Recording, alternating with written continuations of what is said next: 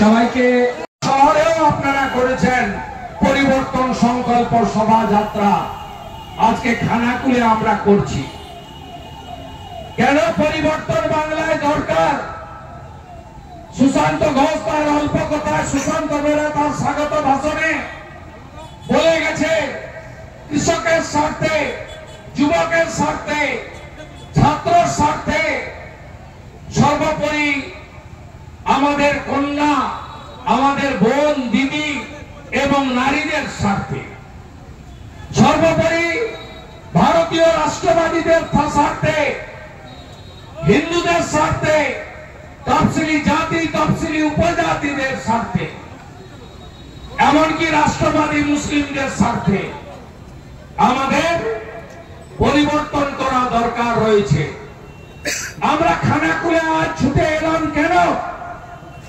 খানাকুলে ভারতীয় জনতা পার্টির অফিস ভাঙচুর হয়েছে পুলিশের সামনে। খানাকুলে ভারতীয় জনতা পার্টির কর্মীদের উপরে বহিরাগত বালি মাফিয়াদেরকে এনে পুলিশের উপস্থিতিতে আক্রমণ করা হয়েছে। এখনো দুজন কর্মী জেলে, একাধিক কর্মী, শতাধিক কর্মীর নামে মিথ্যে মামলা হয়েছে। আপনি কি ভাবছেন পুলিশ দিয়ে জমিয়ে দিতে পারবেন? এই যে বিরোধী দলের নেতা দাঁড়িয়ে আছে না, আমার নামে এই 5 বছরে 100-র বেশি মামলা করেছে। আমাদের মাথা নত করতে আপনি পারেননি, পারবেন না। আর একটা মামলাতেও আপনি এক রাত্রি জেলে রাখতে পারবেন না, কারণ আপনার সব মামলা মিথ্যা।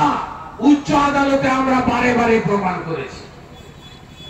আজকে পুলিশকে সামনে রেখে এলাকায় বালি চুরি করলো, নদীগুলোকে শেষ করে দিল। যারা নরেন্দ্র মোদীজির পাঠানো স্বচ্ছ ভারতের শৌচালয় লুট করেছে, যারা প্রধানমন্ত্রী আবাস যোজনার টাকা কোন প্রকৃত উপভোক্তাকে দেয়নি, যারা জল জীবন মিশনে বাড়ি বাড়ি জল সরবরাহ প্রকল্প কোন গ্রামে পাড়াতে নলে জল পৌঁছে দিতে পারলো না, যারা 14 বছর 4 মাসে একটাও চাকরি দিতে পারেনি, এই মুখ্যমন্ত্রী 21 সালে ভোটের আগে খানাকুলে, পরশুরাতে, মায়াপুরে, আরামবাগে কত সভা করেছেন। একদিকে পিসি হেলিকপ্টারে, আর একদিকে ভাইপো হেলিকপ্টারে। কি বলেছিল? ডবল ডবল চাকরি দেব। আর এখন তো ডবল ডবল চাকরি যাচ্ছে। 26,000 গেছে, 32,000 ঝুলছে। কি ভাষা মুখের! বলছে পরিযায়ী শ্রমিক ফিরে এসো, 5,000 করে টাকা দেব। পরিযায়ী শ্রমিকরা উত্তর দিয়েছে তামিলনাড়ু থেকে, রাজস্থান থেকে, মাননীয় শুভনন্দন, আমরা এখানে 50,000 কামাই, ওখানে যাব না, আপনার এই ঢপের চপ খাবো না। আপনি এই টাকাটা দেবেন এপ্রিল মাস পর্যন্ত। ভোট শেষ, মমতা ব্যানার্জিও শেষ, ভোট একটা। তোমার দেখা নাই রে, তোমার দেখা নাই। আর ডিবিসি নামে নিম্নামন্দ করবে। এবছর জুন মাস থেকে 3টা অঞ্চল এখন অব্দি 5 বার ভেসেছে। আমরা আরো ভাদ্র মাসের সারাসারি বান আবার একটা যোগ আছে, অপেক্ষা করছি, ক্ষতি হয় কিনা আপনাদের। আপনি বলুন 14 বছর 4 মাস কি কম? আমি আপনাদের বলি, খানাকুল, গোঘাট, পুরসুরা, আরামবাগ বিজেপিকে দিয়েছেন। নন্দীগ্রামে আমি মমতা ব্যানার্জিকে হারিয়েছি। আমরা 77টা আসন পেয়েছি। আমাদের 148টা আসন আপনারা দিন, গুনে গুনে 148টা আসন দেন। আমরা 1 বছর টাইম নেব। ভারত সরকারের জলশক্তি দপ্তরের সাহায্য নিয়ে আমরা এই এলাকার বন্যা নামক শব্দটিকে চিরতরে মুছে ফেলব। কথা দিয়ে গেলাম বিরোধী দল নেতা। তু খিচ মেরি ফটো গাড়ি করে আসবে, পুলিশ দিয়ে সাজানো থাকবে। কদিন আগে এসেছিল আরামবাগে, আমি ছবি ছেড়েছিলাম। মমতা ব্যানার্জি ছবি তুলছে, তো খিচ মেরি ফটো, খিচুড়ি দিচ্ছে। পাশে একটা লোক তরকারি বাড়িয়ে দিচ্ছে, তার নাম কি? খাদু খান, হুদা খান। হুদাকে, হুদা এই চত্বরের অন্যতম বড় বালি মাফিয়া। একটা ঘাটে টেন্ডার হলে 50টা ঘাট থেকে বালি তুলছে, প্রকৃতি মাকে ধ্বংস করে দিচ্ছে। সর্বভূত পাথর খায়, বালি খায়, কয়লা খায়, দেশি মদের বোতলে 2.5 টাকা করে ভাইপো নেয়, গরু পাচার করে। তৃণমূল এমন জিনিস নেই খায় না। আপনি বলুন তো, স্বাধীনতার পরে 3টে রাজ্যে শিক্ষক নিয়োগের দুর্নীতিতে চাকরি গেছে। একটা ত্রিপুরা বাম সরকার ছিল, 10,000 সামথিং, তাও সরকার স্বীকার করেনি। হাইকোর্ট বাতিল করে, সুপ্রিম কোর্টে সরকার যায়, মানে সরকারের সরকার, সিপিএম এর সরকার, সুপ্রিম কোর্ট খারিজ করে, তাদের চাকরি চলে যায়। সরকার স্বীকার করেনি যে আমরা অবৈধ নিয়োগ দিয়েছি। দ্বিতীয় হরিয়ানা, 3,000 প্রাইমারি চাকরি চুরির ঘটনা ধরা পড়ে, সরকার স্বীকার করেনি। সুপ্রিম কোর্ট সিবিআই তদন্ত দেয়। ওম প্রকাশ চৌতালা প্রায় 10 বছর জেল খাটে হরিয়ানার মুখ্যমন্ত্রী, প্রাক্তন মুখ্যমন্ত্রী। আপনারা দেখেছেন, এই প্রথম নির্বাচিত সরকার, অভিযোগ করার তো আর দরকার নেই, 1806 জনের তালিকা সুপ্রিম কোর্টের নির্দেশে বাধ্য হলো প্রকাশ করতে। বলল এরা অবৈধভাবে শিক্ষক নিয়োগ আমরা করেছি। চুরি করলো কে? মমতা ব্যানার্জি। চুরি স্বীকার করলো কে? মমতা ব্যানার্জি। তৃণমূলের লোকেরা বলে ভুল হয়েছে, স্বীকার করেছি। ঠেলায় না পড়লে বিড়াল গাছে উঠে না। মমতা স্বীকার করেনি, সুপ্রিম কোর্ট বাধ্য করিয়েছে। আমি বলি এটা অসম্পূর্ণ তালিকা। আমি তালিকা প্রকাশ করে দেব। 1958 জন টেন্টেড টিচার, অসম্পূর্ণ তালিকা। খুঁটিয়ে দেখলে দেখা যাবে মুখ্যমন্ত্রীর ভাইজির নামটা বাদ গেছে, বীরভূমের কীর্ণাহার। প্রত্যেক দিনই দুর্গন্ধ বেরোচ্ছে, আজকেও বেরিয়েছে। ঘাটালের কাউন্সিলর সুজিত মাজার মেয়ে, প্রত্যেক দিনই দুর্গন্ধ বেরোচ্ছে। করার পরে আপনাদের তো আর অভিযোগ করতে হবে না, চোর ধরো, জেল ভরো। এখন তো একটাই আওয়াজ, তুলুন, চাকরি চোর, গদি চোর, চাকরি চোর, চাকরি চোর, চাকরি চোর, চাকরি চোর, চাকরি চোর, চাকরি চোর, চাকরি চোর, চাকরি চোর।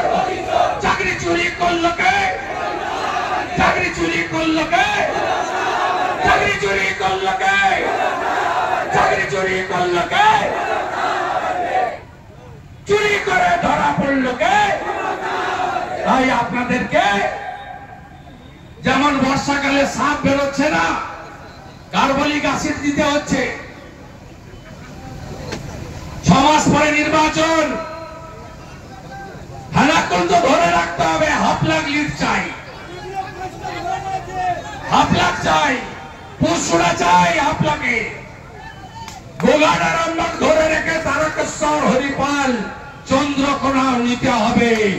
আপনারা দেবেন 7/7, আমি শ্রমিক ভট্টাচার্যরা মেলাবো, আমরা মেলাবো অঙ্ক 148+।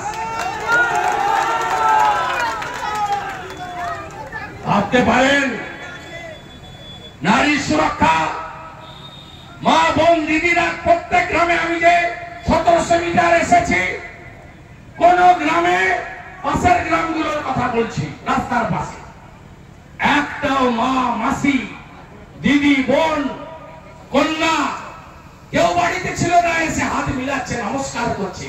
পারিনি হয়তো স্বল্প সময়ের জন্য সকলের সঙ্গে হাত মিলাতে। তারা একটা কথাই বলছে যে আমরা অভয়ার বিচার চাই, আমরা নারী সুরক্ষা চাই। মমতা ব্যানার্জি থাকলে নারী সুরক্ষা থাকবে না। মমতা ব্যানার্জি থাকলে গত 14 বছর 4 মাসে কামদুনি, পার্কস্ট্রিট, কাকদ্বীপ, কাটোয়া, হাঁসখালি, কালিয়াগঞ্জ, মাটিগাড়া, অভয়া, শেষ কসবা ল কলেজ। জাগুন মায়েরা ভয় দেখায় না, ভাতা দি, আরে তোর বাপের টাকা। আরেকটা ওর নাম মুখে আনতে লজ্জা লাগে, কৃষ্ণনগরের এমপি চুরি করে ধরা পড়েছে, পাসওয়ার্ড বিদেশে পাচার করেছে। এর আগে মা কালীকে বলেছিল মা কালী মদ খায়, মা কালী সিগারেট খায়। আমরা এখানকার হিন্দুরা অত্যন্ত নিরীহ, শান্তপ্রিয়। এটা যদি রাজস্থানে, গুজরাটে, ইউপিতে বলতো না, সঙ্গে সঙ্গে হিসাব করে নিত 24 ঘন্টার মধ্যে। তারাপীঠের মাকে বলেছে মদ খায়। কি বলেছে জানেন? কদিন আগে বলছে শিডিউল কাস্ট, নমশূদ্র, মতুয়া, আপনারা যারা আচার মালা অর্থাৎ তুলসী রাখেন গলায়, কত মানুষের আচার মালা আছে বলুন? তুলসী বলছে কাঠের মালা পরে ভাতা নিতে চলে যান, আর 100টা ভোট পড়লে শিডিউল কাস্ট বুথে 85টা ভোট বিজেপি পায়। আরে মহুয়া মৈত্র, আপনার বাপের টাকা না মমতা বন্দ্যোপাধ্যায়ের পৈতৃক সম্পত্তি থেকে টাকা দেন? জানেন বাম আমলে 2 লাখ কোটি ঋণ ছিল, আজকে মমতা কত ঋণ করেছে? 7 লাখ কোটি। সিপিএম এর আমলে মাথা পিছু ঋণ ছিল 19,000 টাকা, মমতার আমলে মাথা পিছু ঋণ 70,000 টাকা। যার বাড়িতে 5 জন আছে, 3.5 লাখ টাকা ঋণে মমতা ব্যানার্জি আপনাদের রেখেছে। ভাতার টাকা, সরকারের টাকা, ট্যাক্সের টাকা, রিজার্ভ ব্যাংক থেকে ঋণ নেওয়া টাকা, বাজার থেকে বন্ড বিক্রির টাকা, তৃণমূলের বাপের টাকা নয়, ভাইপোর চুরির টাকা নয়, মহুয়ার বাবা রেখে যায়নি। মমতা ব্যানার্জির পৈতৃক সম্পত্তি বেচে দেন না। মারা নিশ্চিন্ত থাকুন, বিজেপি ভোট এলে সংকল্প পত্র বলে দেবে। বিজেপি তো কথা বললে, কথা দিলে কথা রাখে। দিল্লিতে রেখা গুপ্ত কত দিচ্ছে? 2,500। হরিয়ানায় আমাদের মুখ্যমন্ত্রী কত দিচ্ছেন? 2100। মহারাষ্ট্রে আমাদের মুখ্যমন্ত্রী কত দিচ্ছেন? 2000। আসামের মুখ্যমন্ত্রী কত দিচ্ছেন? 2,500। মধ্যপ্রদেশের লাডলি বহিন কত দিচ্ছেন? মোহন যাদব 3,000। এককালীন 50,000 মায়েদের জন্য সুভদ্রা যোজনা উড়িষ্যা। তাই এসব কথায় কান দেবেন না। সুশান্ত ঘোষ, মধুসূদন বাগ, বিমান ঘোষ, বিশ্বনাথ কারককে ভোট দেওয়ার জন্য কার সামাজিক প্রকল্প বন্ধ হয়েছে? একটা উদাহরণ আছে? তাই তৃণমূলের ধমকানির কাছে, চোখ রাঙানির কাছে মাথা নত করবেন না। তৃণমূল এখন পাকিস্তানের দালাল হয়ে গেছে। পাকিস্তানের দালাল কি সাহস! আমাদের আর্মিকে দেখলে চীনের আর্মি, পাকিস্তানের আর্মি পালায়। বাংলাদেশের কথা তো ছেড়ে দেন, ছাড়পোকা পালিয়ে যায়।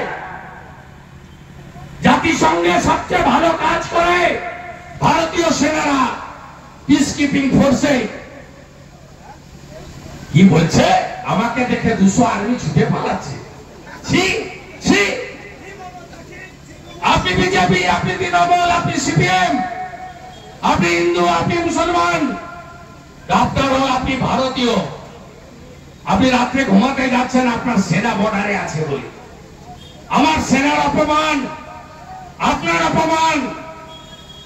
গতকাল বিধানসভায় মমতার আরেকজন ভৃত্য, নাম তার ভৃত্য বসু রায়, ভৃত্য বসু, বাংলার লজ্জা, বলছে আর্মি সামরিক অভিযান হয়েছে, অবৈধ স্ট্রাকচার সরিয়েছে। বলছে সামরিক অভিযান ঘটলো কলকাতায়।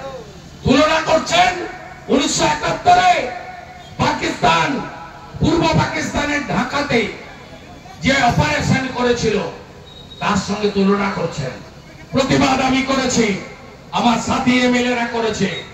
ইন্ডিয়ান আর্মি জিন্দাবাদ, ভারতীয় সেনা জিন্দাবাদ, হিন্দুস্তান জিন্দাবাদ, ইন্ডিয়ান আর্মি ল প্রণাম। আমি এই কথাগুলো বলেছিলাম বিধানসভায়, আর স্পিকারকে বলেছিলাম আর্মির সম্পর্কে বলবেন না, মান মান, আমাদের গর্ব, আমাদের সেনা। তাদের সম্পর্কে যা বলেছে ভৃত্য বসু বাদ দিন, এক্সপাঞ্জ করুন। স্পিকার আমাকে সাসপেন্ড করেছে। আমি গর্বিত, আমি ভারতীয়, আমি ভারতীয় আর্মির জন্য লড়াই করে বিধানসভা থেকে বহিষ্কৃত হয়েছি আগামীকাল পর্যন্ত। আমি আনন্দিত, আমি খুশি। আমাকে বিশ্বনাথ দা হাউসের মধ্যে বলল, মার্শালদের বলছে আপনাকে বের করতে, আমরা সবাই মিলে ওয়াকআউট করুন। মার্শালরা বেচারীরা কি করবে, তাদের সঙ্গে হাতাহাতি করে লাভ নেই। আমি বর্ষিয়ান বিশ্বনাথ দার পরামর্শ মেনে আমরা স্লোগান দিয়ে ওয়াকআউট করেছি। আপনি ভাবতে পারেন ভারতীয় আর্মিকে অপমান করছে। ধন্যবাদ জানাবো নরেন্দ্র মোদীজিকে, ধন্যবাদ জানাবো অমিত শাহজিকে। ঐতিহাসিক সিদ্ধান্ত নিয়েছেন 31 ডিসেম্বর 2024 পর্যন্ত ধর্মীয় উৎপীড়নের কারণে বাংলাদেশ থেকে যত হিন্দু ভারতে এসেছে তাদেরকে নাগরিকত্ব দেওয়া হবে।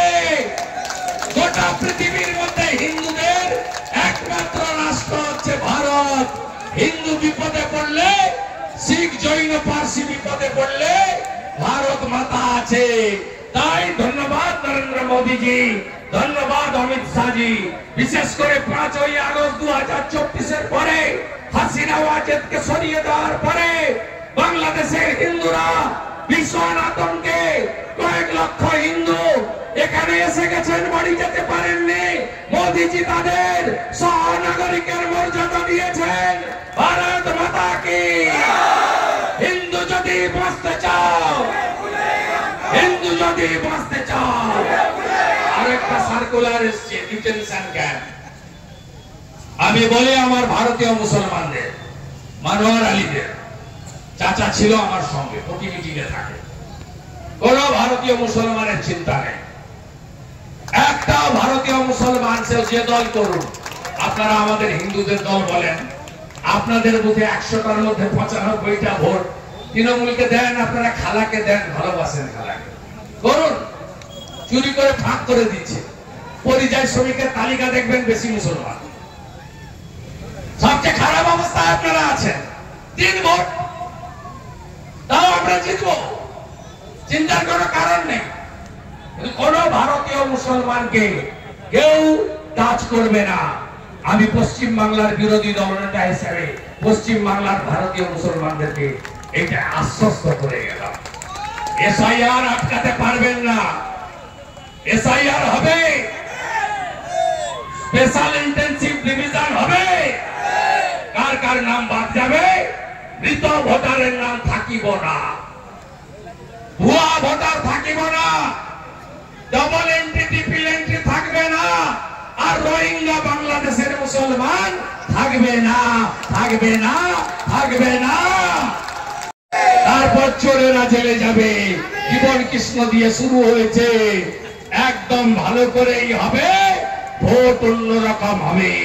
বুথকে তৈরি করুন, ভোটার লিস্টটা ভালো করে বানান, ভোটার লিস্টটাকে ত্রুটি মুক্ত করুন, আর তৃণমূল দেখলেই বলুন চোর ধরো, চোর ধরো। তৃণমূল মানে আর এখানকার নতুন ওসি সমীর বাবু, আপনার আগের ওসির মতো করবেন না, যাতে বারে বারে না আসতে হয়। আর আমি বর্ষাটা কমে গেলে আমার এটা অনেকটা ঘোরা, আমি আমটাও জয়নারায়ণপুর দিয়ে লতিফপুরে আসবো। আমি যারা আক্রান্ত পরিবার, তফসিলি পরিবার, প্রত্যেকের কাছে আসবো, পাড়াতেই আসবো, বড় সভা হবে না। একটু বর্ষাটা কেটে গেলে আমি জানিয়ে দেবো, বিশ্বকর্মা পূজার পরে যে কোনো দিন আসবো। আমি প্রোটোকল মেনে জেলা মন্ডল এমএলএ সবাইকে জানিয়ে দেবো। সবাই ভালো থাকবেন, ভালো থাকবেন, ভালো থাকবেন।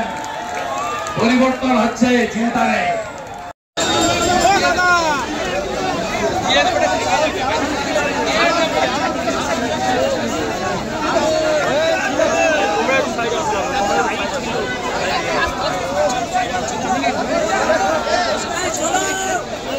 আপনার উজ্জ্বল ভবিষ্যতের একমাত্র দিশারি জ্যোতিষ জগতে অদ্বিতীয় ডক্টর অঞ্জন শাস্ত্রী। দেখুন জ্যোতিষ অঙ্গনে অঞ্জন প্রতি রবিবার ঠিক রাত 12টায় শুধুমাত্র TV9 বাংলায়।